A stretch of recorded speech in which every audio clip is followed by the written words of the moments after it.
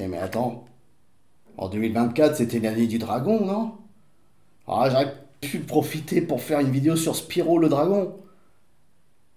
Bon, allez, il est pas trop tard, allez, une vidéo sur Spyro le dragon.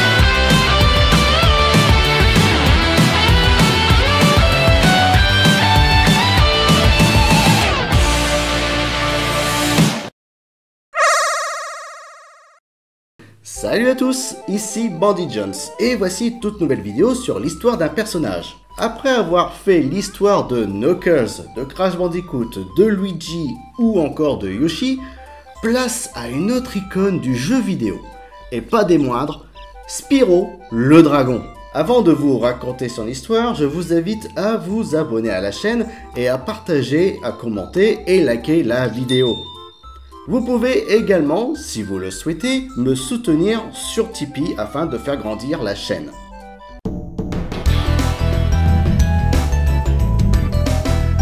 Dans les années 90, entre Sega et Nintendo, c'était la guerre. Cette dernière ne prendra fin qu'avec l'arrivée de la PlayStation sur le marché en 1994. Et dans cet affrontement sans merci, chacun se ralliait derrière la mascotte de sa licence fétiche. Mario, le plombier moustachu pour Nintendo, et Sonic, le hérisson bleu pour Sega. Mais la PlayStation avait-elle une mascotte? Pour ceux de ma génération, deux personnages viennent à l'esprit. Le premier, c'est Crash Bandicoot. J'ai déjà fait une vidéo sur son histoire. Le second, c'est Spyro. Et ce n'est pas pour rien qu'on pense à ces deux personnages ensemble. Vous allez constater dans cette vidéo que Spyro est étroitement lié à Crash Bandicoot. C'est pour ça que je mets un compteur en bas de l'écran. Il va nous indiquer au fur et à mesure de la vidéo le nombre de liens entre les deux personnages. C'est dans les studios d'Insomniac Games que le petit dragon Spyro a été créé. Les mêmes qui sont à l'origine de Ratchet & Clank par exemple. Ted Price, président du studio, avait l'intention de créer un jeu en 3D qui soit à la fois accessible et amusant. Il s'agirait d'un jeu de plateforme où les joueurs pourraient explorer des mondes ouverts et interagir avec des personnages variés. Pour cela, il voulait comme avatar du joueur un personnage mignon, dynamique et qui serait surtout capable de se mouvoir aisément dans un univers 3D. Après avoir développé Disruptor, le président d'Insomniac a contacté Charles Zembias pour concevoir un personnage de dragon jouable dans un jeu vidéo. Ce dernier avait déjà conçu Crash pour Naughty Dog. En même temps, les bureaux de Naughty Dog étaient juste en face de ceux de Insomniac Games dans les studios Universal. Bon bah la pause est finie, hein. On retourne à nos bureaux travailler. Hey. La première mouture de cet avatar était conçue comme un véritable dragon, grand, se tenant sur ses deux pattes arrière et de couleur verte. Ce premier personnage portait le nom de Pete. Oui, comme Crash qui s'appelait à l'origine Willy, Spyro avait aussi un autre nom. Je sens que ce compteur va me rendre dingue. Ted Price voulait un personnage mignon et dynamique.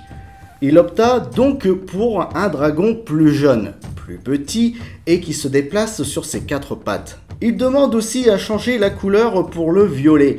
Car l'univers du jeu étant très verdoyant, il y avait des risques que le personnage se perde dans le décor. Son nom Pete aussi sera changé, pour éviter des rapprochements avec le film Peter et Elliot le dragon de Walt Disney.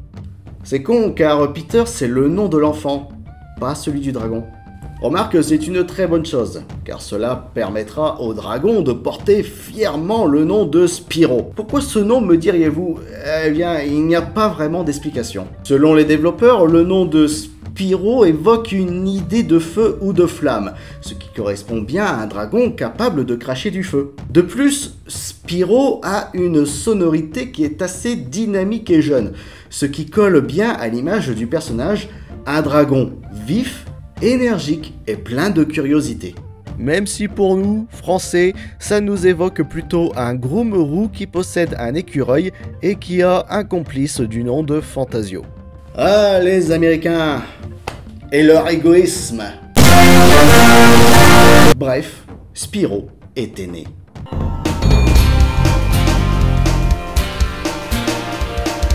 C'est en 1998 que sort le premier jeu du dragon Spyro, intitulé sobrement Spyro the Dragon sur PlayStation. Le jeu est un succès commercial, beaucoup de joueurs et joueuses se sont attachés à ce petit dragon espiègle, courageux et un peu parvenu. L'univers s'inspire des contes de fées. Il est rempli de magie, d'êtres fantastiques et d'environnements colorés. Contrairement à Crash Bandicoot, qui est un jeu de plateforme 3D en ligne droite, Spyro est totalement différent. Ah, enfin le compteur va se taire. Profite de ton bref moment de répit, car j'ai encore l'intention de compter. En effet, Spyro se passe dans un environnement entièrement en 3D s'inspirant de Super Mario 64, sorti en 1996.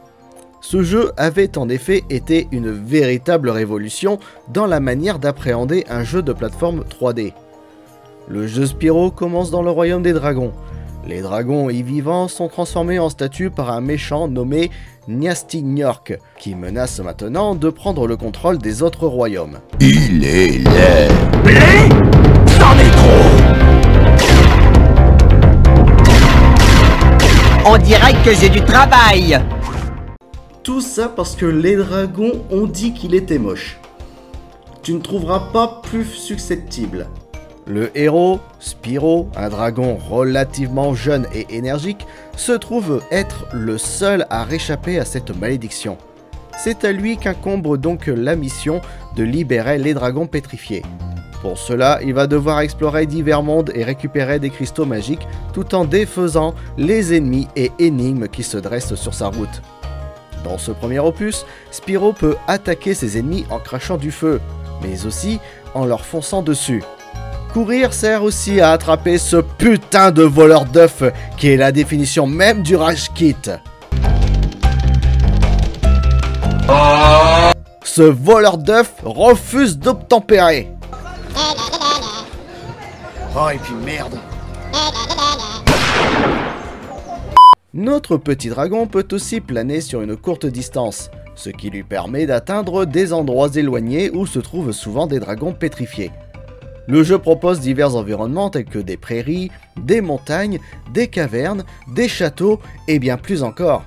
Les niveaux sont vastes et regorgent de secrets, de chemins alternatifs et de bonus, incitant les joueurs à les explorer dans tous les recoins pour trouver tous les collectibles et compléter les missions secondaires. L'aspect exploration et découverte sont au cœur de l'expérience de jeu. Spyro the Dragon a reçu un accueil extrêmement positif de la part des critiques pour ses graphismes colorés, son gameplay innovant et son ambiance décontractée et amusante. Il est rapidement devenu l'un des jeux les plus emblématiques de la PlayStation. C'est grâce à ce succès qu'en 1999 sort le deuxième épisode, Spyro 2 Gateway to Glimmer. L'histoire de Spyro 2 commence après les événements du premier jeu. Spyro, le petit dragon violet, se trouve transporté dans un tout nouveau monde, Avalar, un royaume où la magie est utilisée pour maintenir l'équilibre. Cependant, cet équilibre est perturbé par Ripto, un sorcier maléfique qui veut prendre le contrôle du royaume.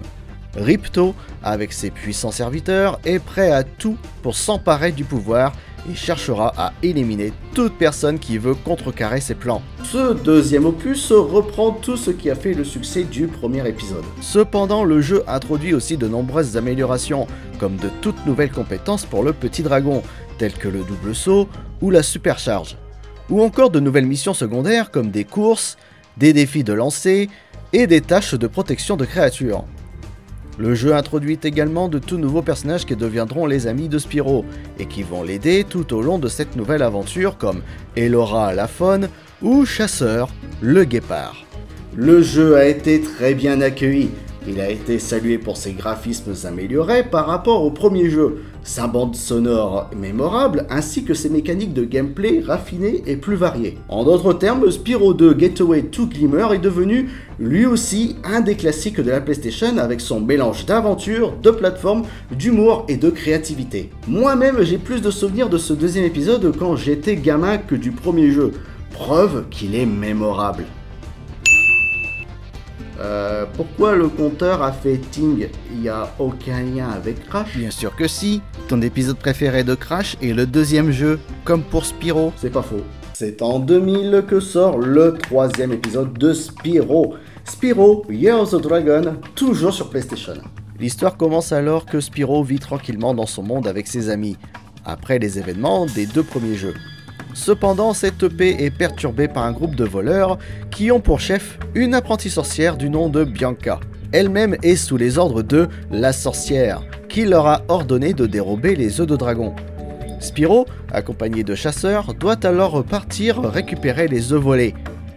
Et qui dit recherche d'œufs, dit retour des voleurs d'œufs. Cet opus introduit plusieurs nouveautés par rapport au précédent jeu. L'une des plus importantes est la possibilité de jouer plusieurs personnages en plus de Spyro lui-même comme Sheila le kangourou ou James Bird le pigeon. Chaque nouveau personnage possède des capacités uniques, comme la possibilité de sauter très haut, d'utiliser des armes spécifiques ou de résoudre des énigmes spéciales. Le jeu conserve le style de gameplay en monde ouvert propre à la série. Chaque niveau présente des défis variés, des puzzles à résoudre, des énigmes à combattre et des mini-jeux à essayer. L'un des points forts de ce jeu est sa capacité à mélanger exploration, action et résolution d'énigmes, avec un grand sens de l'humour et des contrôles fluides, offrant une expérience mémorable. Ce qui donne une bonne conclusion à la trilogie Spyro sortie sur PlayStation, comme la trilogie Crash Bandicoot.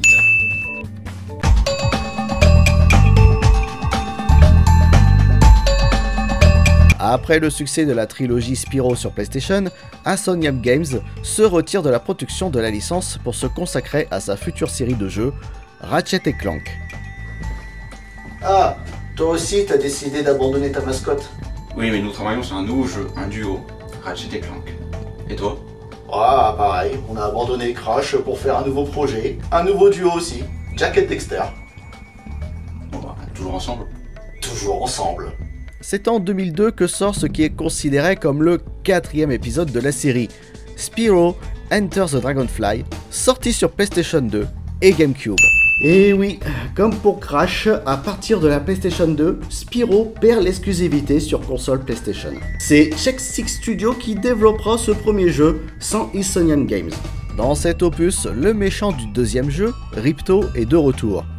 L'histoire se concentre sur la quête de Spyro pour retrouver les Dragonflies disparus et restaurer l'équilibre du monde. Cet épisode reste fidèle aux éléments classiques de la série, avec Spyro qui utilise ses pouvoirs de voler, cracher du feu, et parfois même d'autres attaques spéciales pour se défendre. Cependant, il y a une nouveauté importante, les Dragonflies. En récupérant ces créatures dispersées à travers les niveaux, Spyro peut débloquer différentes améliorations et pouvoirs. Le style graphique et les environnements sont plus colorés que jamais, mais l'ambiance est légèrement différente de celle des jeux précédents. Malheureusement, ce quatrième épisode n'a pas connu un accueil aussi favorable que ses prédécesseurs. Beaucoup de joueurs et de critiques ont noté des problèmes techniques, notamment des bugs, comme des collisions mal gérées, ainsi que des aspects de gameplay parfois un peu répétitifs. Mais le jeu a surtout été critiqué pour son manque d'innovation par rapport aux précédents titres de la série. Il en sera de même pour le cinquième épisode, Spyro A Hero's Tale, sorti en 2004 sur PlayStation 2, GameCube et Xbox, et développé par Eurocom, les mêmes qui ont fait Crash Bash. Spyro affronte un nouvel ennemi, Red, un dragon maléfique qui a volé une partie du dragon cristal, une puissante gemme magique. Le jeu verra aussi le retour de Gnasty Gnorc, le méchant du premier jeu. Mais là encore, le jeu fut plutôt mal accueilli. Certains joueurs ont noté une certaine répétitivité dans les niveaux et une sensation de déjà-vu par rapport aux autres jeux de la série. On a l'impression que Spyro a du mal à se renouveler. Un peu comme Indochine ces 15 dernières années.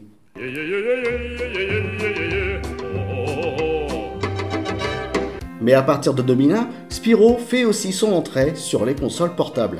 Spyro Season of Ice est ainsi le premier jeu de la franchise à sortir sur la Game Boy Advance.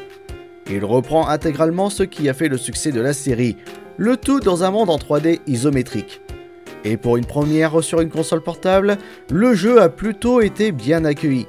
Ce sera également le cas de ses suites, Spyro 2 Season of Flame, sorti en 2002, et Spyro's Adventure, sorti en 2003, tous deux également sur la console portable de Nintendo.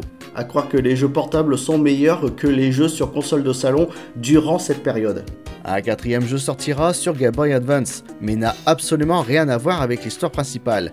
Spyro Fusion est en réalité un crossover avec Crash Bandicoot.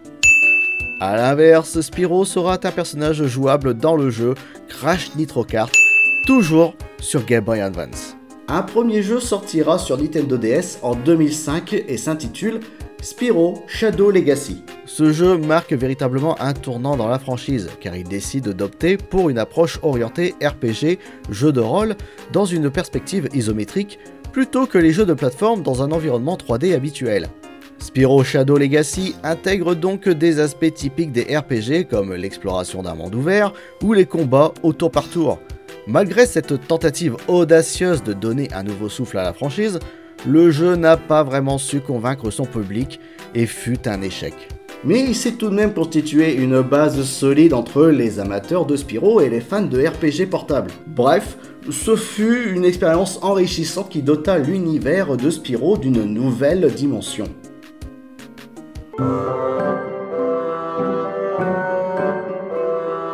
Après les échecs des épisodes sur console de salon et l'échec de Spyro Shadow Legacy, il était temps pour le petit dragon de passer un cap.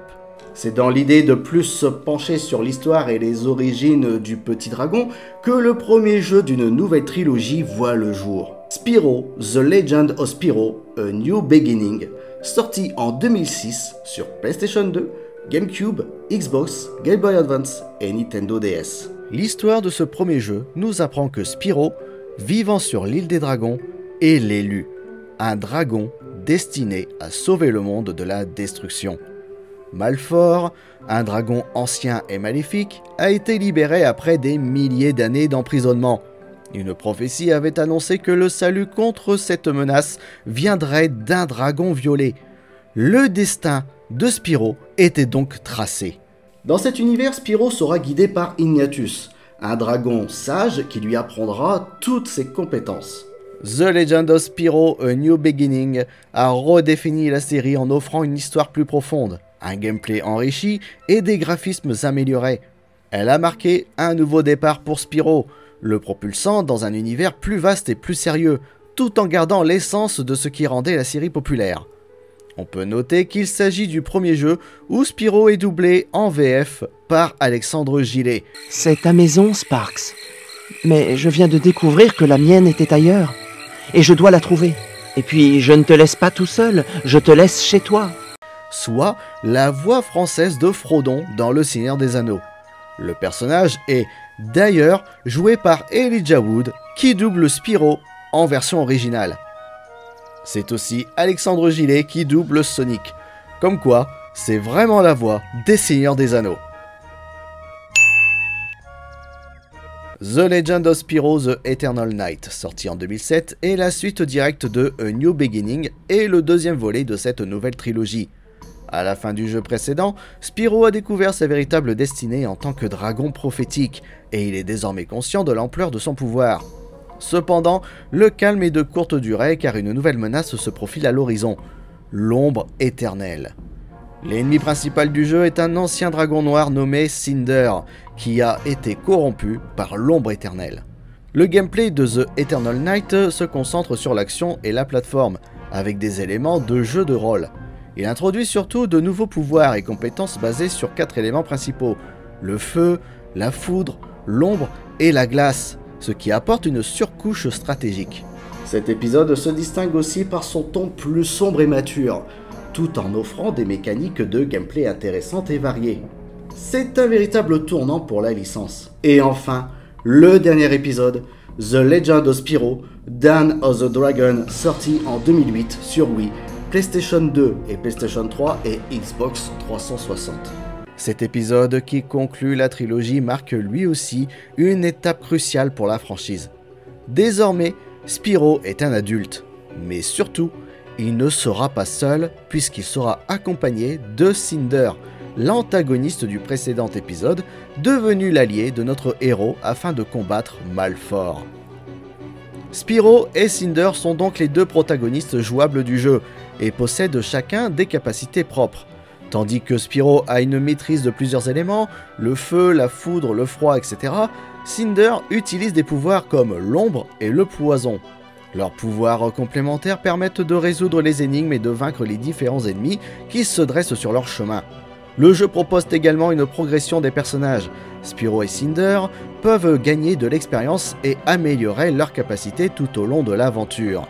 Cela inclut l'amélioration de leurs pouvoirs élémentaires et l'ajout de nouvelles compétences. The Legend of Spyro, Dawn of the Dragon conclut la trilogie The Legend of Spyro de manière épique. En suivant les aventures de Spyro et Cinder, les joueurs découvrent une histoire de rédemption et de combat contre des forces maléfiques.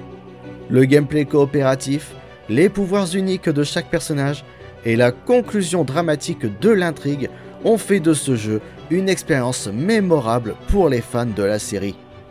Le jeu se termine sur un ton de mystère et de continuité, avec l'idée qu'il y a encore beaucoup à faire et que le destin de Spyro est toujours lié à l'équilibre du monde.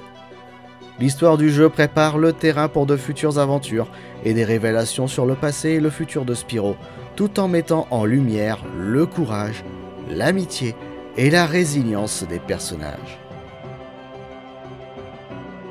Et donc, est-ce que ça a permis à la franchise de se renouveler et de se lancer sur une nouvelle dynamique pour les jeux futurs? Eh ben non.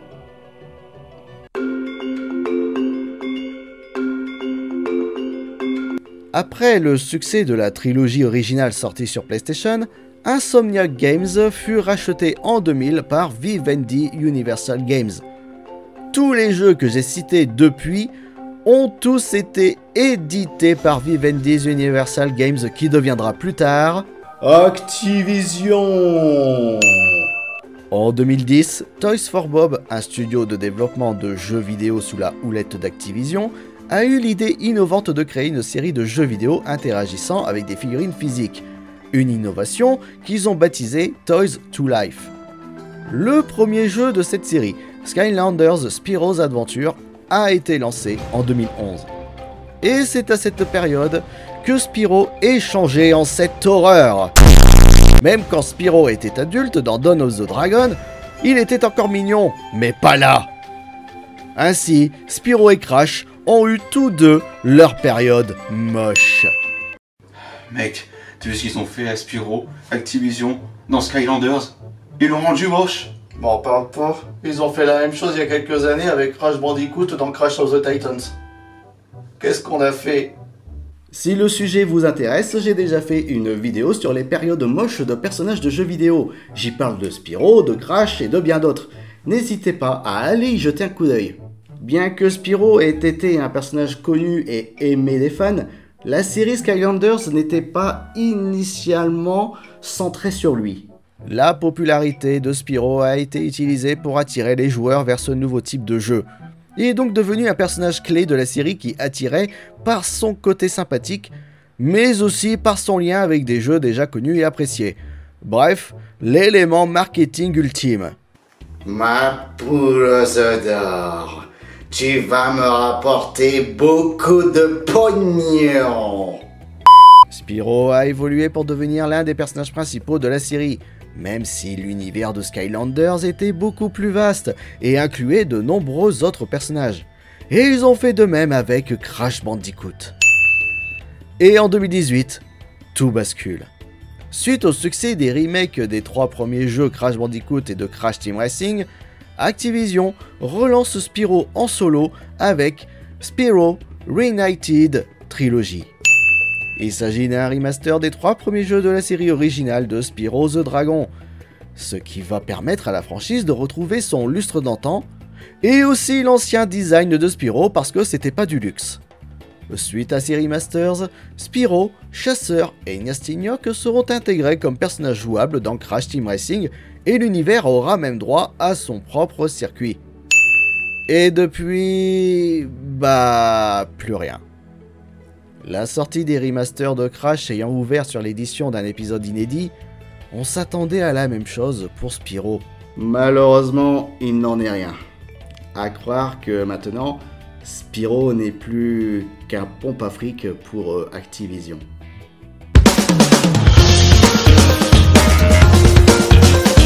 Eh bien, beau score, dites-moi.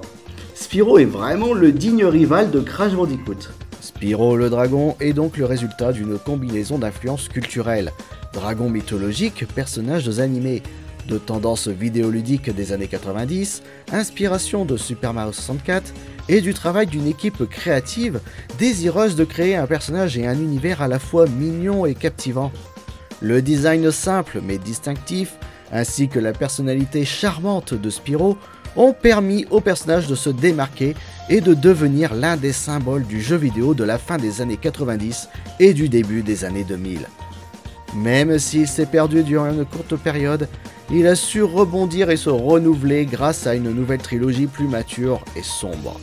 Malheureusement, il croupit aujourd'hui dans les mains d'un éditeur qui, par appât du gain, l'utilise plus pour du merchandising qu'il ne le développe dans de nouveaux jeux.